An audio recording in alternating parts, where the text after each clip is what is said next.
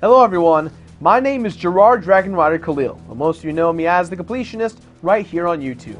And welcome back to our final installment in Final Fantasy VII Month. I am so thankful and overjoyed by all of you who have made it with us thus far for almost what came to be 2 months of Final Fantasy VII completion content. Before we begin today's episode, I've been informed by the Yeti that the Embrace Your Beer t-shirt is running very low in stock, so if you want to pick it up, now is the time to do it. It's still available, but be quick as the stock is running low. So, what exactly is the final game in Final Fantasy VII Month? Disappointingly, our last game is The Dirge of Cerberus, a game that has many flaws. Chronologically, it leaves a bit of a weird taste in a lot of fans' mouths, including my own. So, let's try and explore the mystery of the unique game known as Dirge of Cerberus Final Fantasy VII. So, there's a bit of a genre shift when it comes to the Dirge of Cerberus. Let's clear the air real quick. Our previous games have been JRPGs, right? Well, Square has made a drastic change by creating an action shooter, and it stars the optional character Vincent Valentine from the main line of Final Fantasy VII. That's really weird. Also, Uematsu or Sakaguchi didn't really have a prominent role in the game's production. The decision to make this game a shooter came from veteran producer Yoshinori Kitase. From the beginning, production on this game took very bizarre turns, especially since this game was made before Crisis Core. This review will be slightly less structured like the other videos have been, and more centralized on the structure you guys are used to from the regular Completionist videos. The reason being, there's not really an overarching theme here like we've seen in Final Fantasy VII, Crisis Core, and Advent Children. So as we end Final Fantasy VII Month and shift more towards the traditional Completionist episodes, let's give a brief overview of the story. Dirge of Cerberus takes place exactly 3 years after Final Fantasy VII, or 1 year after Advent Children. The first thing we are shown at the start of the game is a cutscene of Vincent Valentine, our hero of the game, and Yuffie during the final hours of Final Fantasy VII at the Midgar Canyon. Vincent sees Hojo's body slumped over for a second, and within a blink of an eye, his body disappears. Flash forward to present day, and Vincent is residing in the city of Calm. While pondering about his life, a group called Deep Ground attacks Calm, with their main target being Vincent. The reason why Vincent Valentine is Deep Ground's target is because Vincent possesses something known as the Proto-Materia. This materia allows Vincent to control Chaos, the evil being within him that makes him transform into his ultimate form. Deep Ground is a covert Shinra group of soldiers aimed to be the super soldiers through the evolution of Genesis's genes.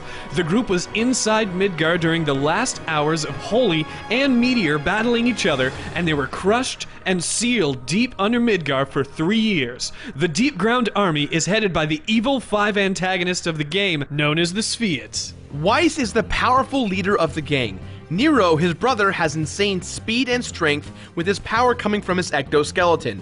Shulk is the young telekinetic girl with insane powers. Rosso is a sadist who's responsible for eventually taking the Proto-Materia away from Vincent. And Azul the Cerulean, a gigantic Tron-looking brute in the game. These 5 are looking to destroy the world using the Proto-Materia via the union of Omega and Chaos. Omega is the last remaining of the weapons from Final Fantasy VII that is still sealed away. Omega comes out only if the planet is in absolute danger, acting as a failsafe by destroying the planet and taking the lifestream with it to another planet. And the Spheats, with the Deep Ground army supporting them, plan on killing millions of people with the Proto-Materia, awakening Omega and forcing Omega to drain the planet while they try to escape. They plan to unite it with Chaos to ensure the end of the planet. This doesn't seem to really line up with any of the story from the other Final Fantasy VII games, Gerard. What the hell happened? This all just seems so very out of place. You got that right, Greg. The game does try to use Vincent's past with Lucrezia as a way of driving the plot. And even though the story is told well, it's frustratingly slow, boring, and confusing, more so than everything else we've discussed. Reeve, the man who controlled Cait Sith... You mean Ket Shi? See, this is where it gets really annoying, dude. The game calls Cait Sith, but the correct pronunciation is in fact Ketchi. This is becoming a pretty big mess. Reeve is now in charge of a group called the World Regenesis Organization, or the WRO. This group is trying to rebuild Gaia to the best of their abilities. WRO essentially is Avalanche 3.0, starring all of our old friends from the main game. But the real unfortunate part of all of this is that Vincent has to relive his past that he already got closure in at the end of Final Fantasy VII. Vincent's emotions for being an emotionless character gets the best of him constantly throughout the game, and it really throws everything off balance. And if we really want to try and pull a theme out of all of this, I'd say it's forgiveness too, or maybe it's about learning to control your extreme power from your own well-being. It's not really that important. The game tries to make it seem like it's saying something, but it never actually does. It constantly tries to pair Vincent's past with the Sviet Shulk's present, with the plotline of her sister, but it just doesn't work at all. So what's our goal? Our goal is to stop the Sviets and Deep Crown from killing millions of people, stopping them from awakening Omega, and also stopping them from combining Omega and Chaos together. I think. Let's move on. Gladly. Wait, why is this game called the Dirge of Cerberus? Cerberus is the name of his main weapon. Ooh, nice. The Guardian of the Underworld. Kinda cool there. Yeah, let's move on. Okay, so the graphics are on and off impressive. Cutscenes rival that of Kingdom Hearts, so the character models are incredibly animated.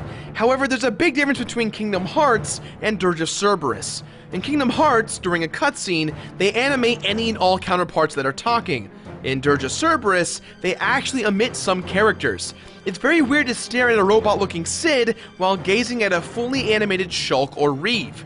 Regardless of these qualms that I have, the actual FMV cutscenes look freaking amazing as they're fully animated scenes that are based off the Advent Children engine. Most of the voice actors from Advent Children reprise their roles in this game, but really, the way the story is structured, it's kind of a waste. We get to see glimpses of Barrett, Cid, Tifa, and even Cloud, and it's exciting to see them back in action. But then you're playing as Vincent the whole time, who, don't get me wrong, is really badass. But it just doesn't flow well. It's too much of a roller coaster. Well, hold on to your butt, Greg, because this roller coaster is gonna get even more uncomfortable with its gameplay. A shooter? This game is a third-person shooter? Yeah, this is the genre that they decided to go with, and while the challenge may have seemed fun in terms of game design, it falls a little hard from its previous installments. First, the controls feel very clunky. The game feels as if it's meant to be played on a mouse and keyboard setup, which would be fine for the PC version of this game, but on the PlayStation 2, we expect to use a controller, and it's pretty difficult to try and get the hang of it. They encourage you to purchase a mouse and keyboard, but very few people want to purchase a mouse and keyboard just to use for their PlayStation 2. Even in the game's final hours, I never felt I understood how to play the game correctly. You get 3 different types of guns. Cerberus, a 3-barrel pistol, Hydra, a shotgun, and Griffin, a machine gun. These guns over time become more and more powerful because you can customize them by changing the barrels, adding a sniper scope, hell, even adding a certain type of materia. This is actually really cool, but the game feels awkward as you try to navigate the camera around Vincent. Also, if Vincent gets shot, he can just auto-lock on his target and shoot him. Picking up briefcases with items in them is essential to your survival, but you're very quickly held back because your inventory is irrationally limited, forcing you to play very cautiously from start to finish. With all of this stuff said, the game is split into 12 different chapters, and when you reach the end of each chapter, you are judged based on all of your scores, varying from deaths, submissions completed during the main mission, how many items you used, etc. What's stupid about these rankings is that they're only superficial for the sake of your character becoming more powerful. So if you play the game right, you can max out your character very early on. However, there is no completion bonus or any real purpose to try and obtain the S ranking on all 12 chapters. One of the game's real big problems is that the game is incredibly repetitive just for the sake of being repetitive. Yes, you can melee attack, which is actually really rad, and yes, you can use the Galleon Beast Limit Break as an item, which is super awesome, but the structure of each chapter is as follows. Run straight, kill a bunch of bad guys, pick up the keycard, open the door. Run straight, kill a bunch of dudes, get the keycard, open the door. Surprise! A submission! Which doesn't do much but reward you with gil and experience at the end. Find the keycard, fight the boss, done with the chapter. It does not change at all, making this game get stale really fast. Oh, there's also that little part where you can play as Ketchi. Cade Sith? Ketchi Sith. You know, it's not fun. It really isn't.